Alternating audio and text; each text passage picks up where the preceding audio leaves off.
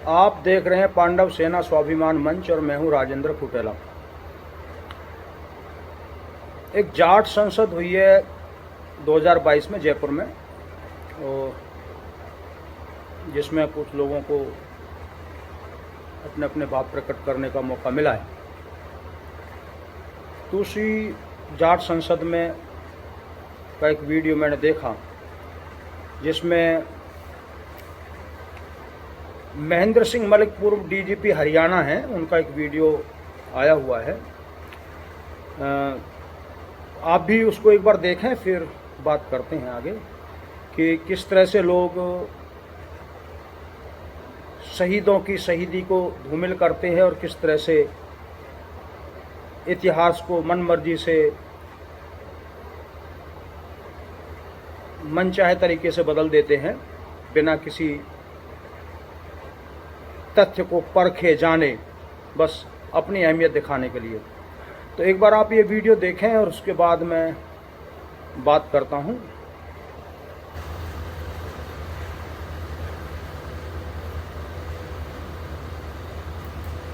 धरती को बार बार नमन करता हूँ। इससे पहले तो हमें इतिहास की गलतियों से शिक्षा लेनी चाहिए। क्या शिक्षा लेनी चाहिए? हमारे से 3 राजनीतिक भूल हुई है इस समाज के आदमियों से।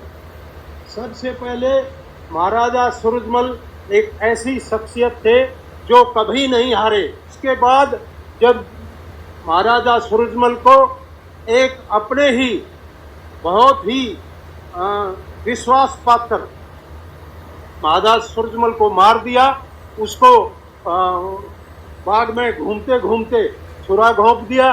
उसके बाद महारानी किशोरी देवी ने कमान संभाली और महाराजा जवाहर सिंह ने अपना बदला लेने के लिए लाल किले के ऊपर हमला किया। लाल किले के अंदर जब हमला किया तो हाथी बार बार दरवाजों को टक्कर मारते थे और क्योंकि उनके अंदर कीलें थी वो पीछे हट जाते थे। महारानी किशोरी देवी ने मेरे से पूर्व ये थोड़ी सी कहानी बताई थी लेकिन अधूरी छोड़ दी। महारानी किशोरी देवी ने अपने भाई बलराम एलियस बल्लू और एक पुष्कर सिंह जाट को कहा कि भाइयों, भात भरने का समय आ गया है, भात भरने का समय आ गया है। जवाहर सिंह की फौज के हाथी हमला नहीं कर पा रहे, वो दरवाजे नहीं तोड़ पा रहे, तो आप ऐसे करो, किले के साथ दरवाजे के साथ खड़े हो जाओ।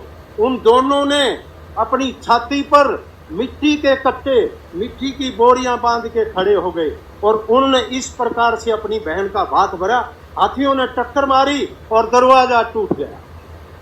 दरवाजा टूटने के बाद मैं अपना वक्तव्य दोबारा दोहराता हूं कि क्या राजनीतिक भूल थी। दरवाजा टूटने के बाद जवाहर सिंह आगे बढ़ा। अब आपने सुना कि ये महेंद्र सिंह मलिक पूर्व डीजीपी हरियाणा हैं और किस तरह से उन्होंने इतिहास को तोड़ मरोड़ के और एक शहीद की शहीदी को कितना हल्का करके कि महारानी किशोरी देवी ने कहा भैया वहाँ खड़े हो जाओ, भात भर दो। क्या तरीका है आप देख रहे हैं। अब इसलिए थोड़ा सा ना आप लोग गूगल कर लें और तथ्यों को परख लें, फैक्ट के देख लें। कुछ इतिहास की जो मुख्य किताबें हैं या जो भरतपुर राजवंश की मुख्य इतिहास है उससे कुछ जानकारी ले लें। और जो लोग भ्रम फैलाते हैं या मनगढ़ंत कहानियाँ बनाते हैं, उन तथ्यों को जानने और परखने का अधिकार है हमारा। और उनको अगर लगता है कि कहीं तथ्यों को तोड़ मरोड़ कर या झूठा उनको प्रचलित किया गया है तो उनका विरोध करने का भी हमारा फर्ज बनता है। अब अगर थोड़ा सा देखें आप लोग कि बल्लमगढ़ का अगर इतिहास देखें, अब उन्होंने कहा है कि बलराम उर्फ बल्लू, इशारा उनका तेवतिया बलराम सिंह तेवतिया जी की तरफ ही है, बल्लमगढ़ के जो राजा बने हैं बलराम सिंह। बल्लमगढ़ का अगर इतिहास, राजनीतिक इतिहास उस समय का देखें तो बल्लमगढ़ राज्य में का संस्थापक थे तेवतिया जो जाट हैं, चौधरी गोपाल सिंह अलावलपुर के जमींदार थे, जो 1705 में अलावलपुर से विस्थापित होने के बाद गांव सी में आकर के उन्होंने निवास किया है। और राजनीति यहीं से शुरू की है और फरीदाबाद बल्लभगढ़ का पलवल में अपनी सत्ता स्थापित करनी शुरू की उन्होंने। और फरीदाबाद परगना का जो मुख्य चौधरी था, जो मुगलों के द्वारा नियुक्त था, उस पर उन्होंने हमला किया है और मुगलों का रास्ता उसको मारा है। और मुगलों का जो रास्ता है वो आगरा और दिल्ली के बीच में बंद कर दिया है, पलवल और बल्लभगढ़ के बीच में।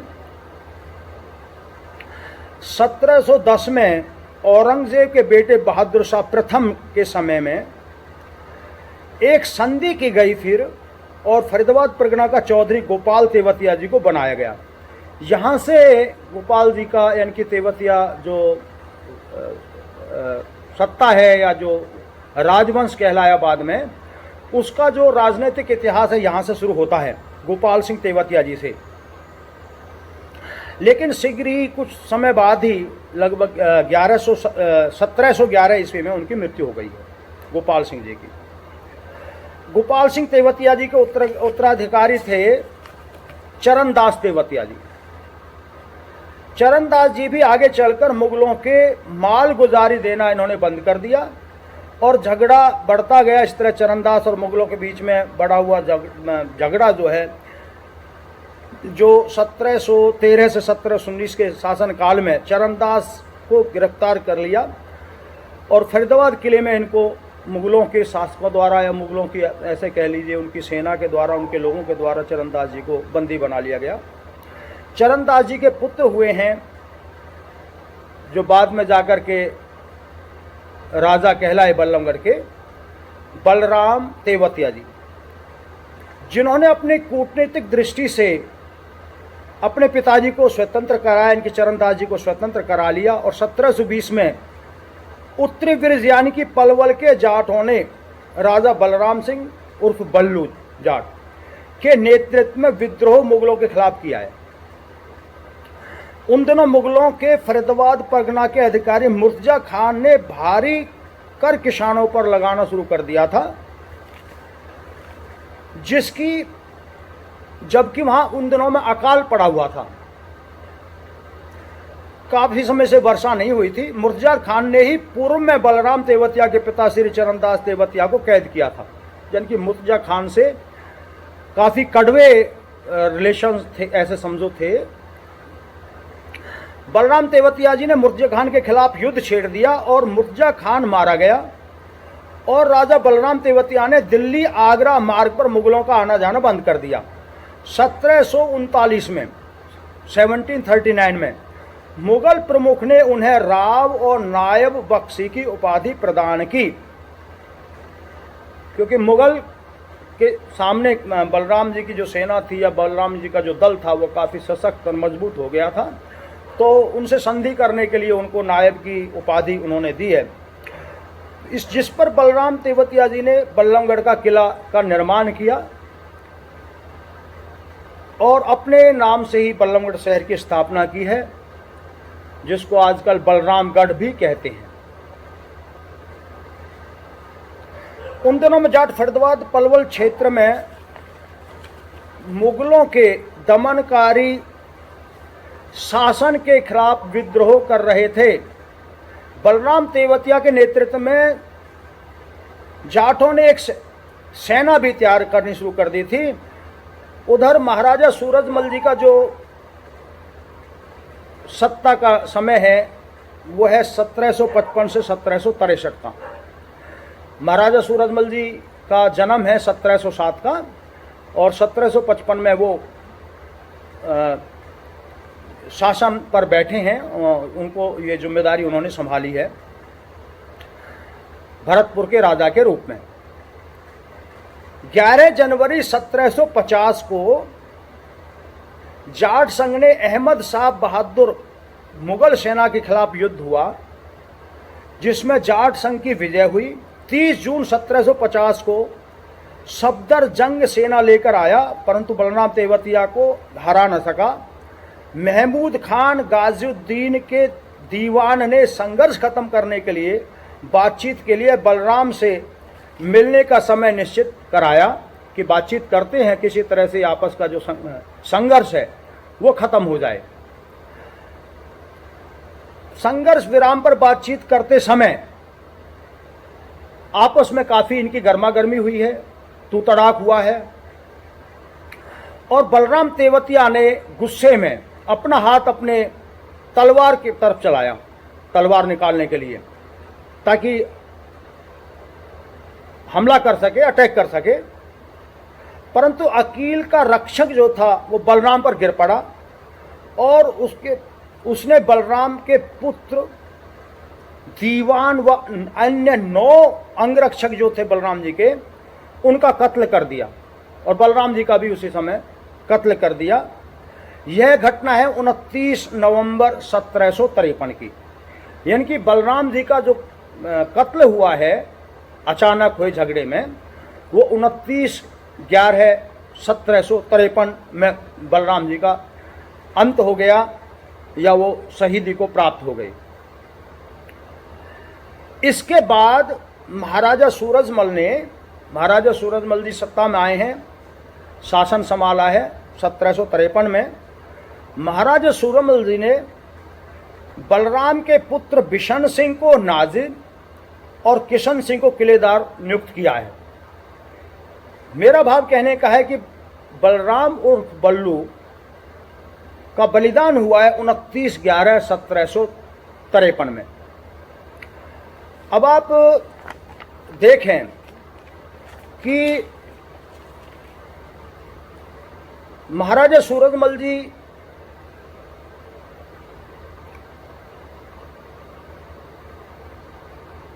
की मृत्यु हुई है 25 दिसंबर 1763 का।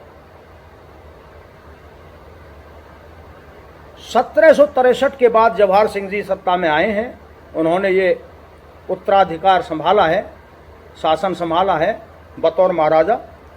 और जवाहर सिंह जी 1763 से 1768 तक सत्ता में रहे हैं, शासन में रहे हैं, और बाद में उनके एक युद्ध में धोखे से उनका कत्ल कर दिया गया।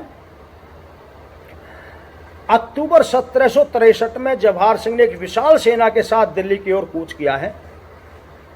ये स्पष्ट अंकित है इतिहास में, किसी भी आप बुक को देखें, गूगल करें, हर जगह ये चीज़ मिलेगी।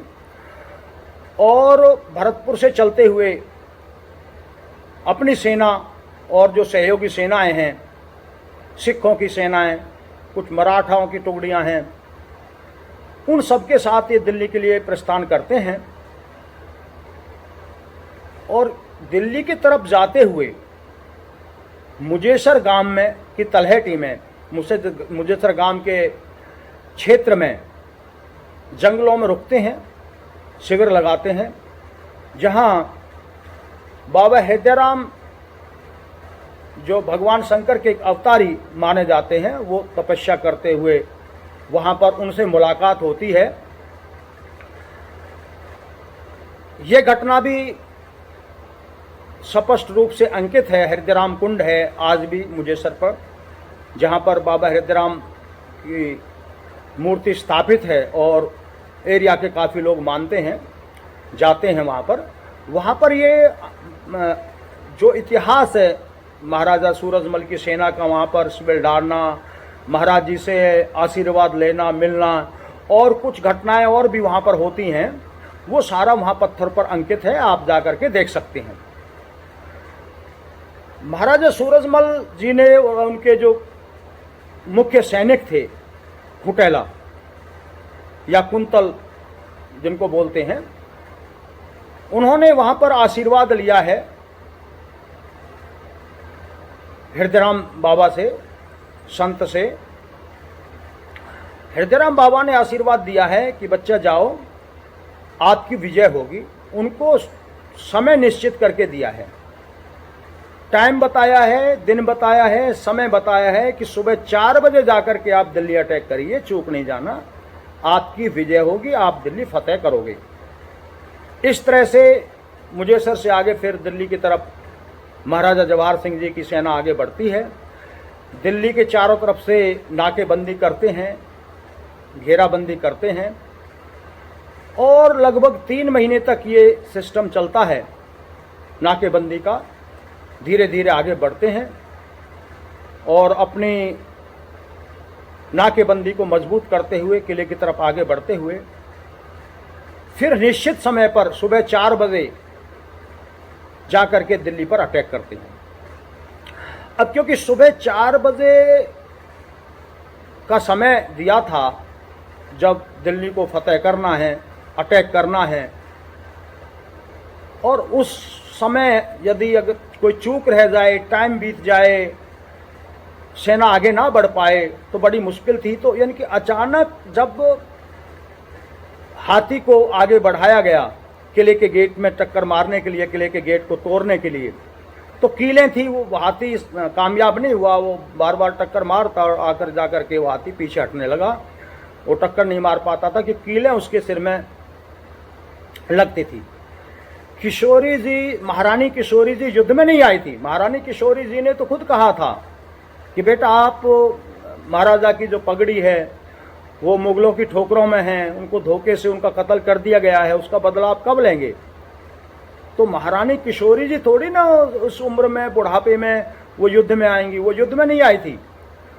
हमारे जाटों में प्रचलन रहा है, कभी भी महिलाएं पुरुषों के साथ इस पीरियड में युद्ध में नहीं गई हैं। बालक, बच्चे, महिलाएं वो सब सुरक्षित स्थानों पर रखी जाती थी। युद्ध के मैदान में तो केवल योद्धा ही पहुंचते हैं, या योद्धाओं के जो सहयोगी हैं, जो उनको आमनेशन पहुंचाते हैं, हथियार पहुंचाते हैं और सुविधा देते हैं, खाना बनाते हैं, घोड़ों की सेवा करते हैं, इस तरह की जो चीज़ें हैं वो सारे जो टुकड़ियां हैं वो साथ रहती हैं, महिलाएं नहीं जाती हैं। सही 4 बजे जब अटैक किया है, हाथी पीछे हटने लगा है, तो पुष्कर सिंह खूटेला, अब सुन लो आप, अगर कोई भ्रमित करता है, झूठा इतिहास बताता है, तो आप लोग खुद अपना अपने सर्च करो, थोड़ी सी मेहनत करो और देख लो। आप गूगल करके देख लो और इतिहास देख लो, व्यवहार भी समाज का देख लो, जो चीज़ें प्रचलित हैं। पुष्कर सिंह खूटेला, जिसको पाखरिया भी कहते हैं, उनकी उम्र 24 वर्ष के लगभग थी उस समय। वो योद्धा थे, सेना नायक थे। वो उनके साथ थे उस टुकड़ी के, जो टुकड़ी लीड करती थी, जो उस समय टुकड़ी गेट पर लगी हुई थी।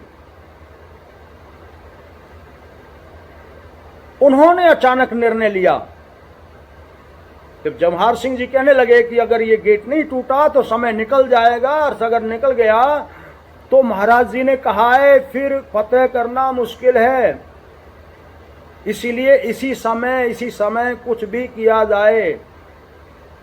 तो पुष्कर सिंह खूटेला ने कहा कि आप चिंता ना करें, और वो गेट के साथ खड़े हो गए कि आप हाथी से कहिए ये टक्कर मारे इसको। उन्होंने स्वतः ही अपनी इच्छा से, देशभक्ति से, राष्ट्रभक्ति से, समाज भक्ति से की भावना से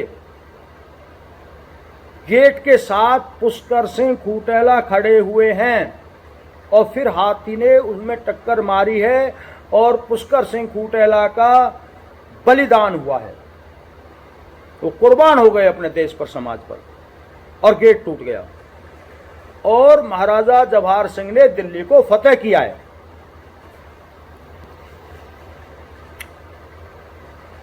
बलराम सिंह तेवतिया उर्फ बल्लू, जो बल्लभगढ़ के जो राजा हैं,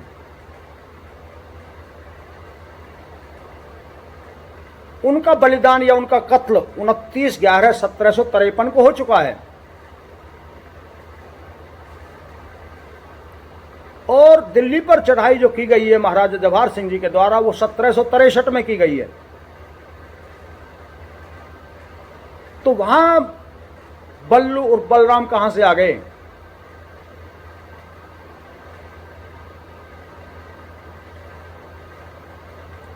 या दूसरे भी कोई बलराम कहां से आ गए? आप प्रमाण करें, कोई तो प्रमाण दें, कहीं कोई लेख बताएं, ऑथेंटिकेटेड लेख बताएं।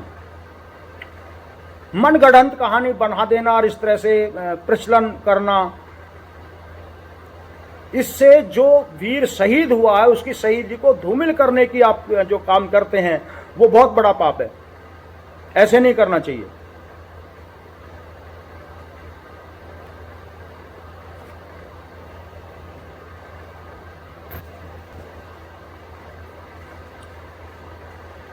दिल्ली फतेह करने के बाद जिस गेट पर पुष्कर सिंह फुटेला, यानी कि जिसको पाखरिया बोलते हैं, पाखरिया एक बहुत ही वीर को, बहादुर को बोलते हैं, जो दुश्मन के सबसे शक्तिशाली हाथी को धराशायी कर दे, इतनी हिम्मत रखता हो, उसको पाखरिया बोलते हैं। पाखरिया एक उपाधि है। तो पुष्कर सिंह फुटेला को पाखरिया की उपाधि दी गई क्योंकि वो इतने सूरवीर थे। पुष्कर सिंह फुटेला को या पुष्कर सिंह कुंतल को दिल्ली से लाया गया। जिस गेट पर उन्होंने अपनी कुर्बानी दी, शहादत दी, उस गेट को भी लाया गया प्रमाण के तौर पर, भरतपुर के लिए दिल्ली से लाया गया और गोवर्धन में मानसी गंगा के पास पुष्कर सिंह फुटेला का दाह संस्कार राजकीय सम्मान के साथ किया गया।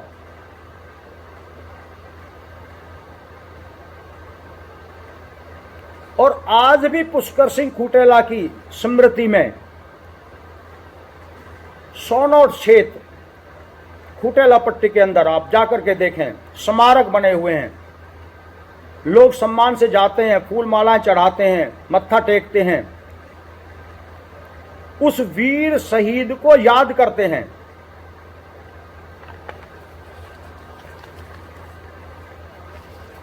इसी उत्तम जो बलिदान है पुष्कर सिंह फुटेला का, इसी बलिदान के कारण आज भी सिनसिनवार कहते हैं कि हम अगर अपनी कन्याएं देंगे तो फुटेला परिवार में देंगे। वो प्रचलन आज भी पूरे इलाके में चला हुआ है।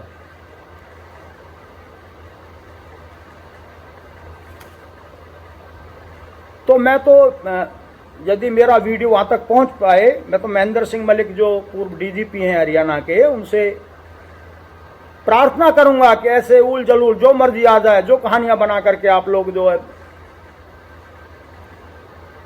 गाना गाने लगते हैं, ये ठीक नहीं है। आप इतिहास को सर्च कीजिए, पढ़िए,